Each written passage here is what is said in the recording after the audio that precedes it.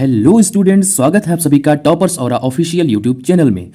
तो दोस्तों, आज हम आपको पढ़ाने वाले हैं कुछ महत्वपूर्ण अपक्रियाएं। और ये मानिए कि अगर आप इन सभी अपक्रियाओं को तैयार कर लेते हैं तो आप इस बोर्ड परीक्षा में 90+ स्कोर करेंगे केमिस्ट्री में। मैं ये आपको बता दे रहा हूँ कि आपकी जो रासायनिक की समस्या है, रासायनिक अपक्रियाओं की समस्या है, वो आपको दूर हो जाएगी। और मेरा यकीन मानिए, आपको 90% 90.5% या कह लीजिए 95% समस्याएं आपकी यहीं से मिलेंगी, रासायनिक अपक्रियाएं यहीं से मिलेंगी। मेरे इस नोट्स पे मत जाइएगा, क्योंकि मैंने खुद अपने लिए नोट्स बनाया था जब मैं पढ़ता था, और यकीन मानिए मैंने 95+ स्कोर किया था, 90+ स्कोर किया था बहुत ही आसान ढंग से केमिस्ट्री में।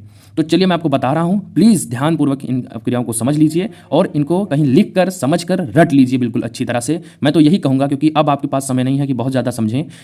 जो भी समझ सकते हैं समझ लीजिए और याद कर लीजिए। तो चलिए शुरू करते हैं। सबसे पहले हमारी अपक्रिया है रीमर टाइमन अपक्रिया।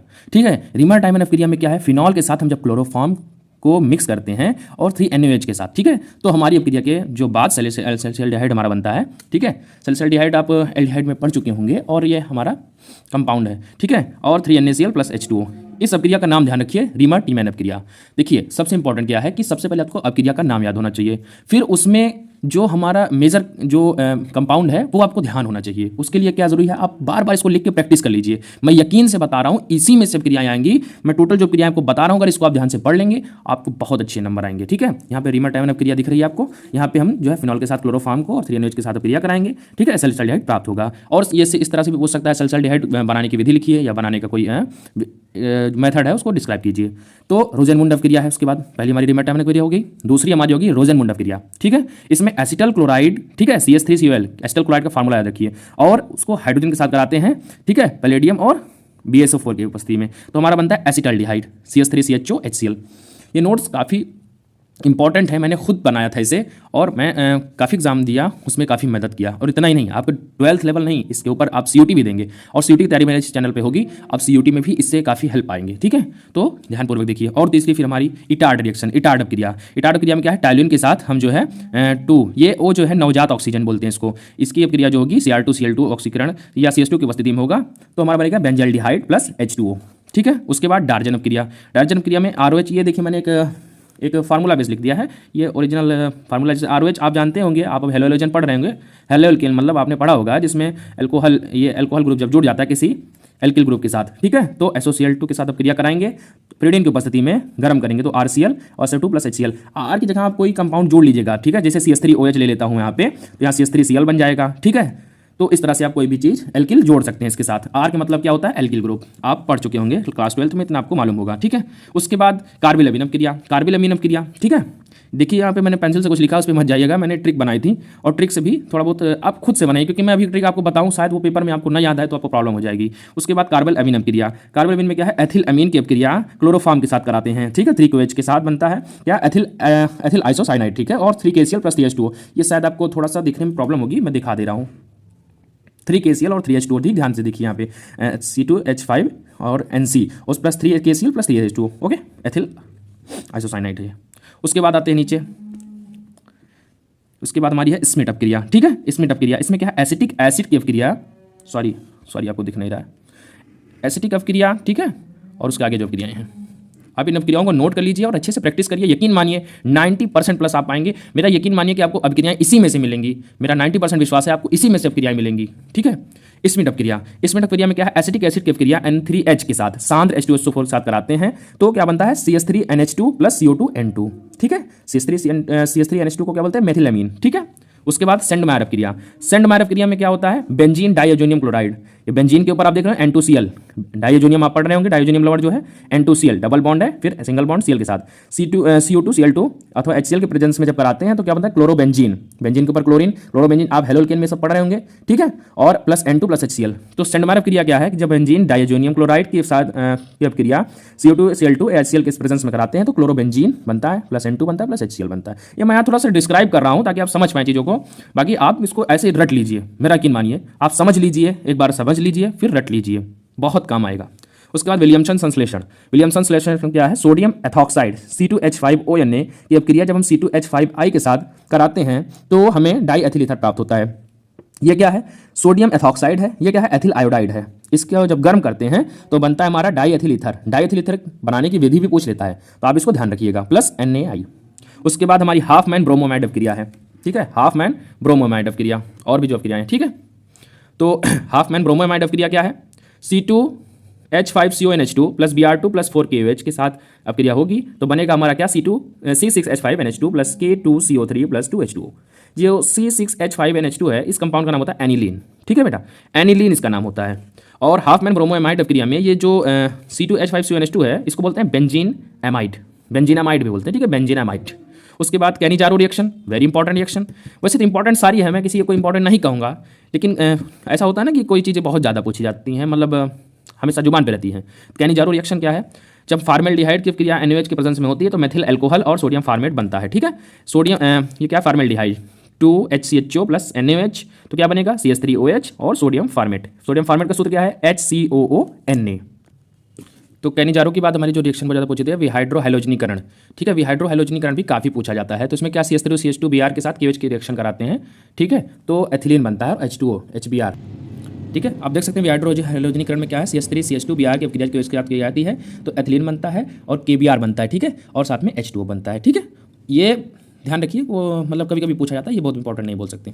उसके बाद एल्डोल संघनन, लेकिन ध्यान रखिए इंपॉर्टेंट सारी, ऐसा नहीं है कि आप ध्यान मत दीजिए। एल्डोल संघनन CH3CHO के साथ जब CH2CH2 के साथ अवक्रिया होती है तो हमारा क्या बनता है, एल्डोल, ठीक है। एल्डोल कंडेंसेशन आपने पढ़ा होगा, एल्डोल कंडेंसेशन इंपॉर्टेंट है, यहाँ पे हो गया। उसके बाद फ्रीडल क्राफ्ट अवक्रिया, उसमें क्या है, बेंजीन और मेथिल क्लोराइड, तो C6H6 मेथिल बेंजीन आप जान रहे हैं, और मेथिल क्लोराइड CH3Cl, ठीक है।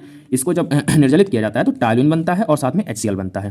टालुइन का फार्मूला आप याद रखिएगा, C6H5CH3, ठीक है। उसके बाद फिर हेलोफॉर्म अवक्रिया आती है हमारी। हेलोफॉर्म अवक्रिया में क्या होता है, C2H5OH plus 4Cl2 plus 6NaOH, तो क्या बनता है हमारा, क्लोरोफॉर्म, वेरी इंपॉर्टेंट। क्लोरोफॉर्म आपसे पूछा जाता है, डायरेक्ट क्लोरोफॉर्म का रिएक्शन आप लिख देंगे ना, तब भी आपको 2-3 नंबर मिल जाएंगे। ध्यान रखिएगा, क्लोरोफॉर्म CH3CL3 फार्मूला भी ध्यान रखिएगा, CH Cl3 और साथ में 5NaCl और HNO plus HCOONA plus 5H2O, ये प्लस में है, ध्यान रखिएगा। इसका बाई प्रोडक्ट ये सब भी इसी में है, एक बार ध्यान देखिए। C2H5OH के साथ 4Cl2 और 6NaOH, तो क्लोरोफॉर्म बनेगा CHCl3 और plus 5NaCl plus HCOONA plus 5H2O, ठीक है। फिर हम आता है वुड्स फिटिंग अपक्रिया। वुड्स फिटिंग अपक्रिया, फिटिंग अपक्रिया और वुड्स अपक्रिया, ये तीनों आप बहुत ध्यान रखिएगा, है ना, ये बेसिक होती हैं, इसको ध्यान रखना भी बहुत जरूरी है। वुड्स फिटिंग अपक्रिया में क्या है, C6H5I plus 2Na plus ICH3 शुष्क ईथर या Na के प्रेजेंस में होगा तो क्या बनेगा, toluene plus CH3 plus 2NaI, ठीक है, ध्यान रखिएगा, वेरी इंपॉर्टेंट। उसके बाद वुड्स अपक्रिया, वुड्स अपक्रिया क्या है, C6H5 प्लस I के साथ 2Na plus ICH3, sorry woods fitting है ये, तो वुड्स अपक्रिया ये 2CH3 plus I plus 2Na gives CH3 2NaI। ये क्या है, एथेन। एथेन तो आप जान रहे होंगे, बड़ी तरह परिचित होंगे। और ये देखिए मैंने वुड्स फिटिंग और फिटिंग तीनों क्रियाएं यहाँ पे लिखी हैं। इसकी तरह आप कोई भी और ले सकते हैं कंपाउंड, मैंने इसका जनरल फार्मूला नहीं लिखा है, जनरल फार्मूला आप जान रहे होंगे, मैंने उस तरह से नहीं लिखा है, तो आप उसको अपने आप समझ लीजिए, ठीक है। तो आप अपने हिसाब से समझ लीजिए, कोई दिक्कत नहीं है, आप कोई भी एल्किल ग्रुप जोड़ के बना सकते हैं। Woods अपक्रिया 2CH3I plus 2Na CH3 2NaI, ठीक है, हो गया। उसके बाद हुंस-डीकर अपक्रिया, ये वेरी इंपॉर्टेंट, इसको ध्यान रखिएगा। हुंस-डीकर अपक्रिया भी बार बार पूछा जाता है, very important. C2H5COOAg plus Br2 CCl4 के प्रेजेंस में होगा तो C2H5Br plus AgBr plus CO2 ethyl bromide बन जाएगा, ठीक है। वुड्स अपक्रिया ये इंपॉर्टेंट है, ध्यान रखिएगा, एक एग्जांपल ध्यान रख लीजिए, उस तरह आप बना लेंगे। उसके बाद फिटिंग अपक्रिया, ये मैंने फिटिंग यहाँ दिखाई दी है, वुड्स ऑफ फिटिंग यहाँ होगी, फिटिंग इधर दिखा दिया है, यहाँ पे मैंने जनरल फार्मूला लिखा है। इस तरह से आप जनरल इसको भी समझ लीजिएगा ताकि आप कोई भी एल्किल ग्रुप के साथ बना सकें।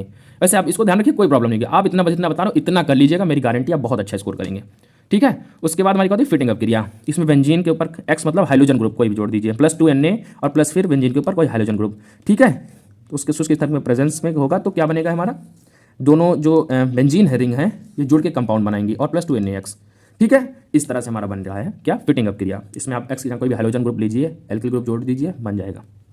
फिर हमारी फ्रैंकलैंड अपक्रिया है, फ्रैंकलैंड, ठीक है। फ्रैंकलैंड अपक्रिया है RX मतलब X, R मतलब एल्किल ग्रुप, X मतलब हाइड्रोजन ग्रुप, ठीक है। यहाँ पे X मतलब हाइड्रोजन ही है, मतलब आप एल्किल मत समझिए कैसे, X मतलब हाइड्रोजन ग्रुप, ठीक है। R के साथ एल्किल ग्रुप और X मतलब हाइड्रोजन ग्रुप के प्लस कोई Zn प्लस यहाँ पे फिर हमारा एल्किल ग्रुप और फिर यहाँ पे सॉरी X हाइड्रोजन ग्रुप और फिर एल्किल ग्रुप, ये हमारा क्या बनाएगा, RR एक तरफ हो जाएंगे, RR मतलब हमारे जो एल्किल ग्रुप हैं एक साथ हो जाएंगे, ठीक है। Zn X2 बन जाएगा और जो भी हाइड्रोजन होगा वही एक्स, एक्स मतलब हाइड्रोजन। ठीक, तो इसका एक एग्जांपल मैंने देके दिखाया है कि C2H5Br plus Zn plus BrCH3। ठीक है, यहाँ R की जगह एल्किल ग्रुप क्या C2H5 लिखा है, एथिल ग्रुप है, और हाइड्रोजन X Br क्या है, ब्रोमीन, हमारा हाइड्रोजन ग्रुप से है। ठीक है, और Zn प्लस X की जगह फिर Br हाइड्रोजन ग्रुप है, R हमारा CH3 एल्किल ग्रुप है, जुड़ के फिर हमारा रिएक्शन बनता है C2H5CH3। यहाँ पे दोनों एल्किल ग्रुप जुड़ गए हैं। ठीक है, और साथ में ZnBr2, ये हमारी फ्रैंकलाइन अपक्रिया है, इसको ध्यान रखिएगा। और कोल्बे अपक्रिया है, कोल्बे स्मिट अपक्रिया है, स्मिट अपक्रिया इसको आप देख लीजिएगा, थोड़ा सा एक बार देख लीजिएगा, इसमें नई नोट्स में नहीं है, कोल्बे स्मिट्स और स्मिट को देख लीजिएगा। ठीक है, कोल्बे अपक्रिया क्या है कि फिनॉल के ऊपर OH, ये सॉरी बेंजीन के ऊपर OH लगा है, और plus CO2 plus NaOH plus 2H2O plus ONa, ये क्या बनेगा, कंपाउंड हमारा जो है। ठीक है, बेंजीन। देखिए मैं आपको बिल्कुल अगर ये लैंग्वेज में पढ़ाऊंगा तो शायद आप थोड़ा कन्फ्यूजन होगा, लेकिन अभी इतना टाइम है ना कि हम रट्टा मार के काम कर लेंगे, बहुत ही अच्छा स्कोर हो जाएगा। ठीक है, मैं आपको बिल्कुल ऐसा बता रहा हूँ जैसे कि आप समझ सकते हैं। ठीक है, तो बेंजीन के ऊपर ONa लिखेंगे, COONa लिखेंगे। ठीक है, फिर हम एक स्टेप और कराएंगे, HCl या NaCl के प्रेजेंस में 2HCl अपन 2NaCl। ठीक है, उस बेंजीन पे क्या होगा, OH और COOH, तो ये जो COOH है ओइक एसिड है। ठीक है, और ये हमारा क्या कहलाता है, ऑर्थो सैलिसाइल्डिहाइड। ठीक है, ऑर्थो सैलिसाइल्डिहाइड, क्योंकि ऑर्थो पोजीशन पे ही लगा है, तो ऑर्थो मेटा पैरा पोजीशन आपको पता होना चाहिए। एक बार आप उसको समझ लीजिएगा, वरना कोई प्रॉब्लम नहीं, आप इतना कर लीजिए, कोई प्रॉब्लम नहीं, इतना समझ लीजिए। मैं बता रहा हूँ, अगर मैंने जितनी रिएक्शंस बताई हैं आप सारी एक बार फिर से वीडियो को चला के फिर से देख लेते हैं, अच्छी तरह से समझ लेते हैं, तो आप रिएक्शंस वाले सारे क्वेश्चन कर लेंगे, कोई प्रॉब्लम नहीं होगा, और आप अच्छे से अच्छा स्कोर करेंगे। मैं आपको यकीन दिला दूँ कि मैंने खुद केमिस्ट्री के अंदर 90+ फोड़ा है, और आप भी फोड़ेंगे, बहुत अच्छा नंबर पाएंगे। ठीक है, मेरा शुभकामनाएं आपके साथ है, best of luck for the exam, good bye.